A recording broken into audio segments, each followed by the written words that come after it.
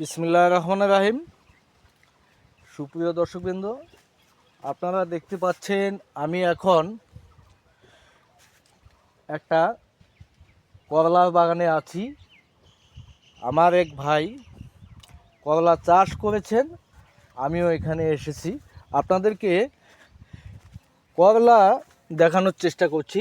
আপনারা দেখেন করলা কি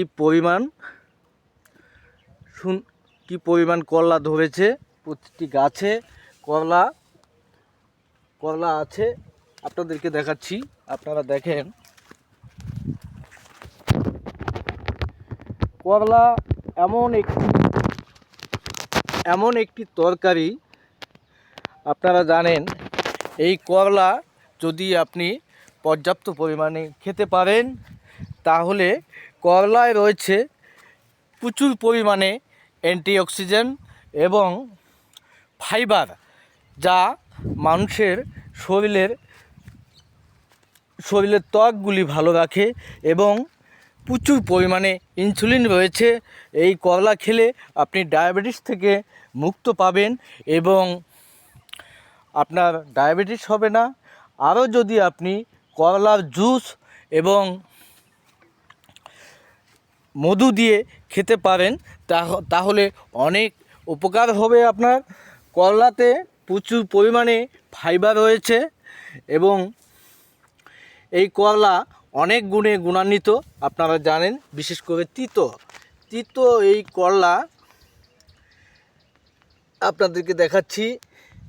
করলা আপনারা খাবেন, প্রতিটি তরকারির সঙ্গে একটু হলেও করলার অংশ রাখবেন, তাহলে দেখবেন এই করলা আপনার শরীরের শর্করা বৃদ্ধি করবে, আপনার রুচি বাড়াবে, আপনার রক্ত সঞ্চালন বৃদ্ধি করবে।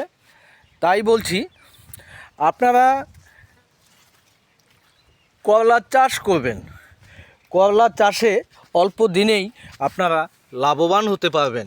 আমার এক ভাই এই করলা চাষ করেছে, আপনারা দেখেন কি সুন্দর, কি পরিমাণ করলা হয়েছে। আপনাদেরকে দেখাচ্ছি আমি, আপনারা দেখেন। সুপ্রিয় দর্শকবৃন্দ, আপনারা করলার বাগান করবেন, আপনারা করলার চাষ করবেন।